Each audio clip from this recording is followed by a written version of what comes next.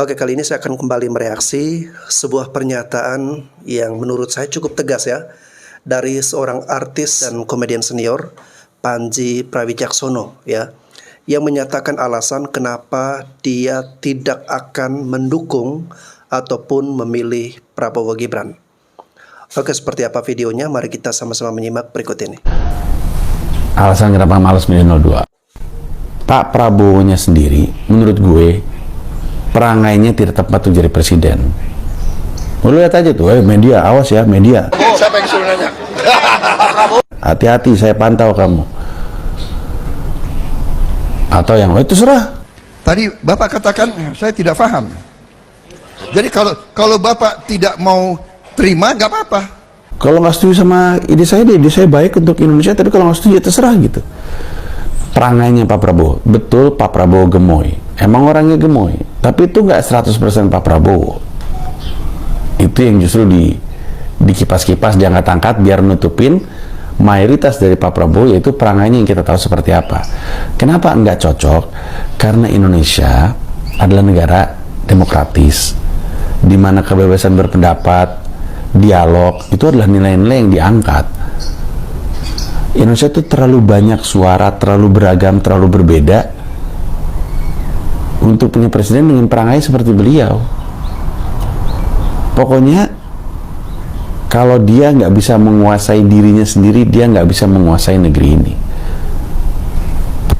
Put yourself in check, kuasai diri sendiri dulu aja. Perangainya Pak Prabowo tidak tepat untuk jadi pemimpin negeri ini. Kayak apa coba Indonesia kalau perangai presidennya seperti itu? Menurut gue nggak cocok. Tapi alasan terbesar sih sebenarnya lebih karena Pak Jokowinya dan apa yang Pak Jokowi lakukan untuk membuat dinastinya berjalan dan bertahan terus. Itu yang paling gue khawatirin. Lihat aja tuh, menteri-menterinya semuanya, menkonya semuanya turun tangan secara terbuka mengaku mendukung 02. Sementara PNS-nya foto pakai jari aja nggak boleh. Apa coba itu? Oke guys ya, tadi kita sudah mendengarkan alasan singkat yang disampaikan oleh Mas Pandji ini. Jadi kenapa beliau tidak mendukung atau memilih Pak Prabowo ya? Karena sifat ataupun bawaan asli dari Pak Prabowo ya, perangainya, yakni ada hal-hal tertentu yang menurut Pandji ini itu sebenarnya tidak layak ditunjukkan oleh seorang pemimpin guys ya. Nah, selain tidak mendukung atau tidak memilih Pak Prabowo, Mas Pandji ini juga tidak mendukung Pak Anies guys ya. Oke, mari kita sama-sama menyimak lagi videonya berikut ini. Orang bertanya-tanya apakah gue masih dukung Mas Anies untuk jadi presiden. Gue kan selalu bilang boro-boro. Gue bahkan gak setuju Mas Anies nyapres. Dan udah bilang ke Mas Aniesnya juga. Dan udah bilang di mana-mana. Di setiap kesempatan kalau ditanya gue selalu jawab hal yang sama. Kenapa? Karena gue lebih pengen Mas Anies jadi gubernur periode kedua. Kenapa? Karena gue suka dengan kerjaannya. Lebih tepatnya, kerjaannya belum kelar. Kalau bisa kelar, gue akan happy. Tapi kalau belum kelar, ya gue sebel. Penjelasan panjangnya sekitar durasi 2 jam udah gue bikin di review 1 jabatan Anies Baswedan. Di mana nilainya 2 dari bintang 5. Dari 5 bintang, 2. Kenapa? Karena walaupun ada beberapa program yang oke, tapi kalau nggak dikawal terus sampai jadi program yang mandiri, itu program berantakan. Nah, gue tuh sangat suka sama Jaklingko. Cara ngejalanin Jakartanya yang tidak pakai kekerasan, tidak ngegusur, tidak buru-buru. Itu tuh gue suka. Terlepas dari orang lain mau seperti apa, tapi gue suka. Alasan gue milih Mas Anies kan karena gue gak pengen harus bawa-bawa polisi, bawa-bawa Satpol PP untuk ngegusur rumah orang pada nangis segala macam kan. Dan kalau lu secara objektif aja berusaha untuk mengingat kapan ada berita penggusuran di satu periodenya Mas Anies Baswedan, nggak nemu pasti lu. Di kepala lu nggak ada. Sementara di periode-periode sebelumnya, di gubernur-gubernur sebelumnya, ada terus. Dari zaman Foke, Bang Yos, ada terus. Gue ingat. Nah, gue suka dengan cara ngejalaninnya, tapi gue khawatir kalau misalkan cuma satu periode, gubernur selanjutnya akan ngebatalin apa yang udah pernah terjadi dan sayang. Ini PLT Heru aja udah kelihatan kan. Ngeganti branding kota, ngeganti rute jalan waktu itu yang di Pasar Santa sampai macet, kemudian dibalikin lagi. Alasannya dulu karena katanya Anies gak bener gitu ngaturnya. Dia perbaiki malah tambah parah macetnya, dibalikin lagi kawal. Dan Sampai kapan kita mau punya gubernur DKI Jakarta yang jadi gubernur untuk batu loncatan jadi presiden? Capek banget. Capek banget. Gue tuh milih Anies untuk jadi gubernur. Gue nggak milih Anies jadi gubernur supaya dia bisa nyapres. Gue pengen jadi gubernur, selesaiin kerjaan jadi gubernur. Capek lah, masa terakhir kali kita punya gubernur yang kelar 1 periode itu Foke loh, Fauzi Bowo. Setelah itu nggak ada yang 1 periode. Pak Jokowi ditinggal, Pak BTP ngelanjutin, penjara, Pak Jarod, kemudian Pilkada Sumut. Nggak ada yang full. Akhirnya ada nih full, tapi nggak cukup. Lagian Mas Anies juga masih muda, masih bisa kapan-kapan. Dan gue tahu, gue selalu bilang Indonesia adalah rumah gue, tapi Jakarta adalah kamar gue. Lebih personal buat gue. Ini tuh tempat tinggal gue di kota Jakarta ini. Capek ngeliatnya kalau nggak kelar-kelar. Karena semua orang yang pengen jadi gubernur DKI, pengen jadi capres. Itu satu alasannya. Yang kedua, gue sangat nggak pengen Caimin jadi wakil presiden sih. I think it's a problem. I think, ini menurut gue ya. Dan gue cukup nyaman untuk ini pada akhirnya naik. Kalau misalkan member pengen ini rilis, nggak apa-apa juga. Waktu Anies sama Sandiaga Uno, ini 2 orang dari dunia yang berbeda. Tapi Sandiaga Uno masih humble. Anies dan Caimin tampak seperti dari dunia yang sama. Tapi Caimin tuh, menurut gue, has an ego problem. Menurut gue. Dan seseorang harus ngomong ke Caimin apa adanya. Harus ada yang berani. Dan kalau Caimin nggak bisa ada yang mengkritik atau ngasih masukan dalam lingkaran terdekatnya, malah lebih bahaya lagi menurut gue. Tapi gue segitu nggak senangnya sama Caimin, sampai nggak pengen Caimin jadi wakil presiden. Oke guys ya, jadi alasan kenapa Mas Panji Pragiwaksono ini tidak mendukung Pak Anies menjadi presiden ya, karena beliau masih menginginkan Pak Anies untuk maju lagi sebagai gubernur DKI Jakarta ya. Karena belakangan ini ya ada beberapa figur-figur gubernur DKI Jakarta ya yang mengincar atau menjadikan posisinya sebagai gubernur DKI Jakarta ya untuk mendapatkan panggung atau seperti yang dikatakan oleh Mas Panji tadi, batu loncatan ya dari gubernur DKI Jakarta kemudian untuk menjadi presiden ya. Nggak tahu jadi apa negara ini kalau sempat junjungan Anda jadi presidennya. Bayangin aja, untuk nanam ubi, singkong, menghabiskan dana anggaran puluhan triliun. Itu pun gagal. Untuk makan gratis itu, untuk mahasiswa makan gratis itu menghabiskan dana anggaran 400 triliun. Jadi taik semuanya itu. Dimakan udah itu berak jadi taik semua. Udah itu untuk beli pesawat bekas, alutsista lain-lain, rongsokan lainnya menghabiskan dana ratusan triliun. Uangnya dari mana? Hah? Uangnya dari mana? Makanya saya yang masih waras, nggak mau. Lebih baik lah, nggak usah. Betul, mari kita gaspol menekan Prabowo Gibran. Wow. Akun mutu dulu benerin lu, jangan akun jagung lu. Tahu lu jagung itu? Akun yang bisa dimakan itu lo, bikin perutku kenyang gitu loh. Satu lagu buatmu ya. PDI Perjuangan, Partai Rakyat Demokrasi, Ganjar Mahfud pilihan di hati. Cobloslah nomor 3, pilihanku di hati. Jangan pernah coblos yang lain. Salam perjuangan, merdeka, merdeka, merdeka. Coblos nomor 3, Ganjar Mahfud. Yes! Setelah kemarin viral dengan videonya yang menceritakan kedatangan Pak Prabowo dan bilang kalau ada Babinsa yang meminta KTP dan kakaknya, Bu Juli kembali memberikan keterangan bahwa katanya itu tidak benar, nggak ada tuh Babinsa yang minta KTP sama kakaknya. Entah ya, kenapa bisa berubah seperti itu. Bahkan sekarang dia tidak menyebut Prabowo dengan Pak Prabowo saja, tapi dengan Pak Haji Prabowo. Kira-kira ada apa ya? Kok saya jadi dejavu ya? Jadi teringat kejadian sekitar 25 atau 30 tahun yang lalu. Salam. Lek paslone sing nomor loro ada Pak Gemoy dan mantan wali kota Solo. Mas Gibran sing kurung 40 lulus putusan MK najan akeh sing maido. Lah arek nomo po iso adu gagasan. Ono profesor dan doktor dadi saingan. Tapi dengan PD dibuktikan Mas Gibran kalau it just a number bukan penentu kedewasaan. Kalau Pak Prabowo tak akoni mentale bagus, najan nyalon ping pindo selalu kalah terus.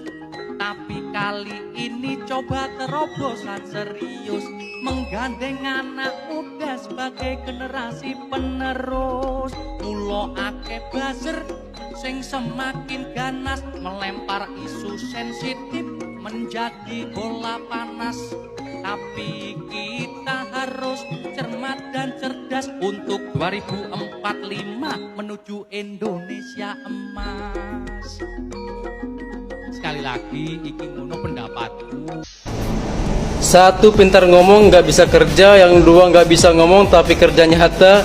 Yang tiga, kayak bapak ramah sekali.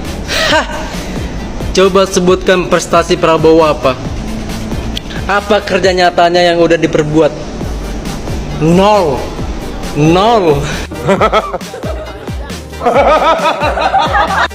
Gimana enggak nol? Nanam singkong aja gagal. Nanam singkong yang tumbuh jagung.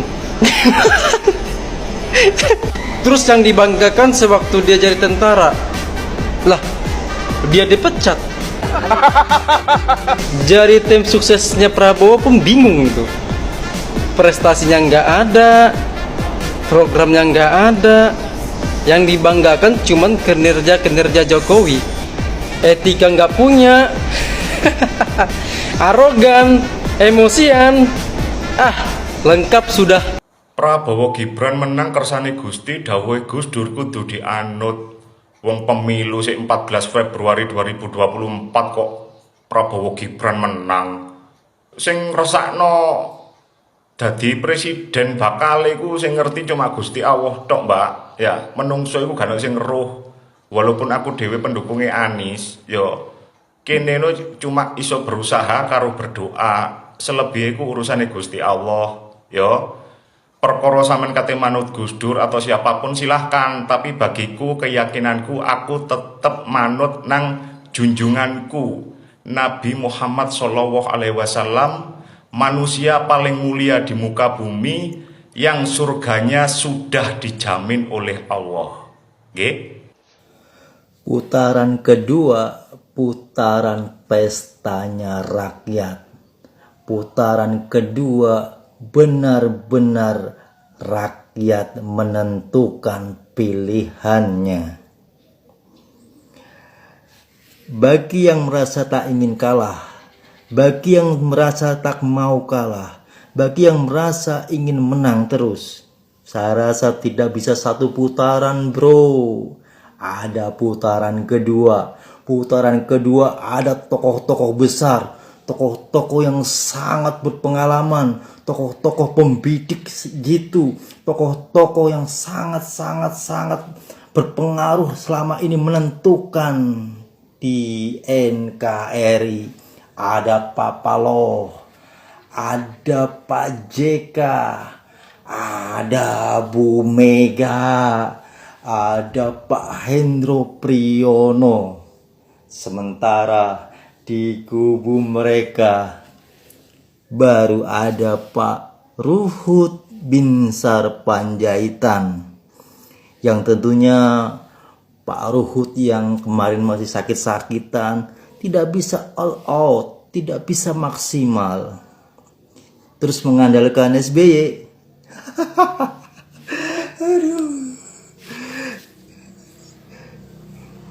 Aduh, SBY saya rasa tidak meyakinkan juga.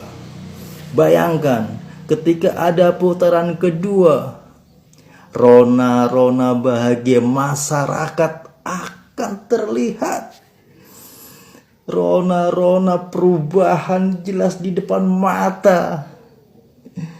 Kalau Mas Denny Siregar beranggapan misalnya Mas Anies yang tidak lolos putaran kedua dan Mas Ganjar yang lolos putaran kedua, mungkin benar juga kata Mas Denny Siregar bahwa gerbongnya perubahan akan lari ke Mas Ganjar. Tetapi kalau sebaliknya Mas Ganjar yang tidak lolos ke putaran kedua, saya yakin Bu Mega akan sependapat dengan Pak JK, Pak Endro Priyono dengan Anies yang di depan.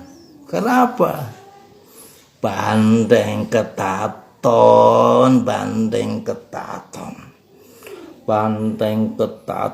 ngamuknya bro, luar biasa.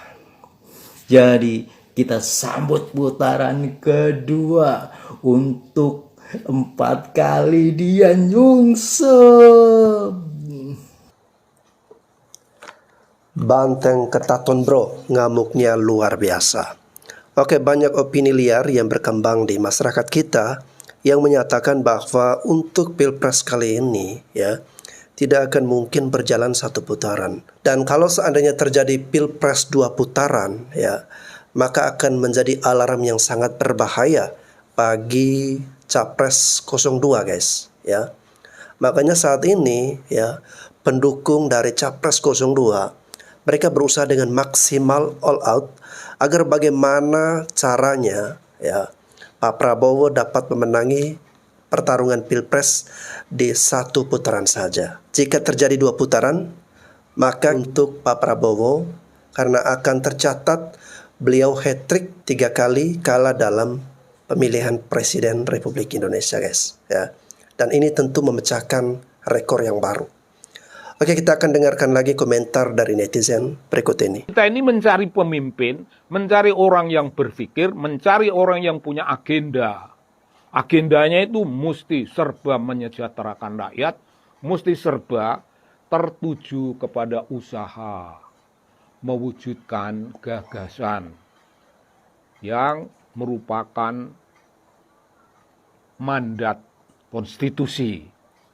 Apakah menari itu mandat konstitusi, Bung? Adakah pasal-pasal konstitusi yang mengatakan bahwa pemimpin itu harus menari? Tidak, Bung, tidak ada. Itu bukan mandat konstitusi. Lalu menari dipakai sebagai cara, kayak gitu. Diejek, oh, menari saja. Loh, kalau diejek dijawab, kalian jangan mengejek, agenda saya itu ini. Agenda begini, dan ini memiliki visibility untuk diwujudkan. Ini memiliki kemungkinan besar untuk diwujudkan dalam tatanan kehidupan, diwujudkan dalam birokrasi pemerintahan. Ngomongnya begitu, karena kita berbicara tentang calon pemimpin masa depan, pemimpin yang bakal memimpin. Ya kalau bakal memimpin kok joget itu loh, Bung. Terus joget itu dianggap sebagai gambaran dari sukacita, dari kesenangan. Lalu Gibran bertanya, apa salahnya senang? Apa salahnya sukacita? Apa salahnya gembira? Apalah salahnya happy? Pertanyaan itu pertanyaan yang salah, Bung. Pertanyaan itu salah. Apa salahnya gembira? Lu gembira tidak salah, tapi apakah kau tahu, Bran? Apakah kau tahu bahwa yang sedang kita perjuangkan, yang sedang kita perdebatkan adalah gagasan. Kalau melihat debat capres, itu udah ketahuan lah ya, antara Ganjar, Prabowo, dan Anies ya udah pasti Ganjar yang menang. Karena dia tahu teori, dia tahu sistem, dan dia tahu teknis di lapangannya juga. Jadi dia nggak bisa dibohongin sama anak buah.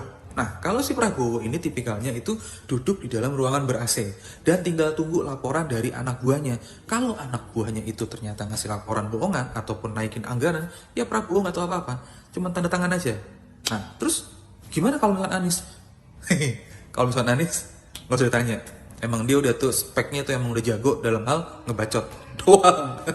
Yang seru itu nanti hari Jumat besok. Itu tanggal 22 Desember.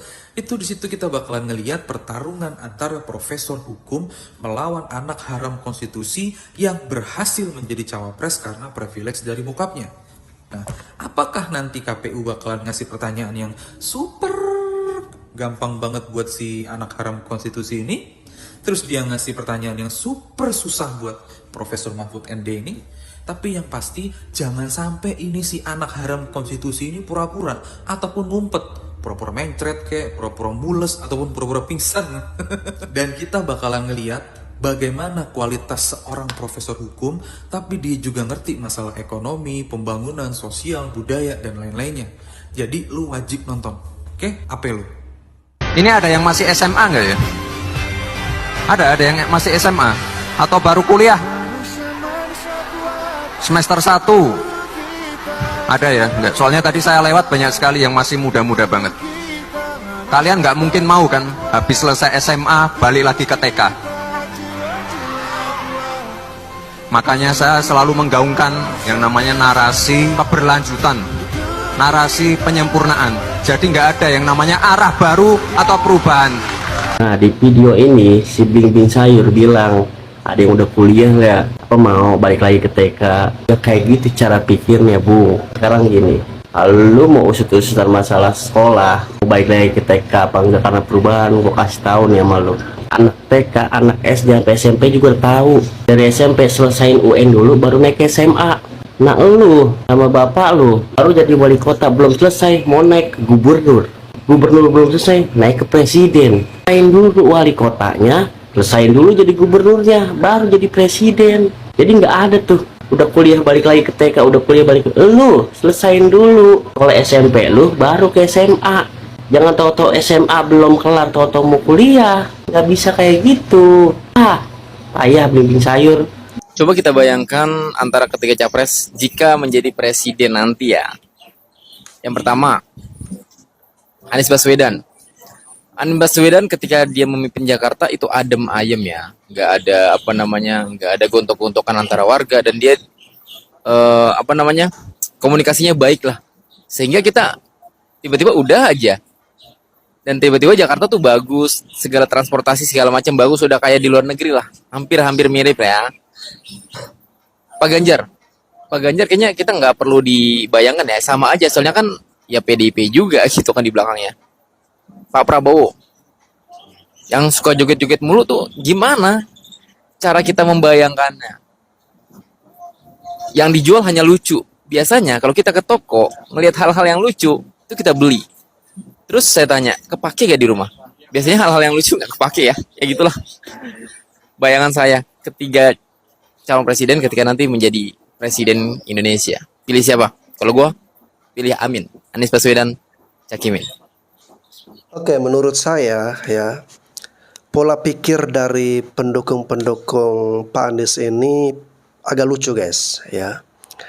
Mereka karena tidak bisa menemukan celah ya atau sesuatu yang bisa diserang dalam diri ataupun kinerja prestasi Pak Ganjar ya. Makanya satu-satunya senjata yang selalu mereka gunakan dan kita pun dengarnya udah enek guys ya. Ini sudah menjadi hal yang selalu mereka sebutkan terus menerus ya, yakni serangannya ke PDIP ya. Pilih Ganjar kan di belakangnya ada PDIP ya. Lah emang kenapa dengan PDIP? Coba jelaskan kenapa logika berpikir bisa seperti itu ya. Justru Anda harus bangga dengan PDIP. Selama 10 tahun kepemimpinan Pak Jokowi ya, banyak sekali prestasi serta semua hal yang sudah beliau kerjakan untuk membangun bangsa dan negara kita ini. Pertanyaannya, Pak Jokowi bersama siapa di belakangnya kalau bukan partai PDIP ya? Pak Jokowi mendapatkan tingkat kepuasan publik mencapai 70%, 80%. Nah, itu ada siapa di belakang kalau bukan partai PDIP ya? Nah, sekarang ya, Anda tidak memilih Pak Ganjar ya dengan alasan karena di belakangnya ada partai PDIP. Menurut saya ini adalah kebodohan dalam logika Anda guys. Anda tidak bisa mengeksplorasi pemikiran Anda sehingga hal-hal dangkal seperti inilah yang Anda gaungkan. Pilpres 2024 kali ini betul-betul sangat-sangat keren. Apakah Anda setuju dengan saya?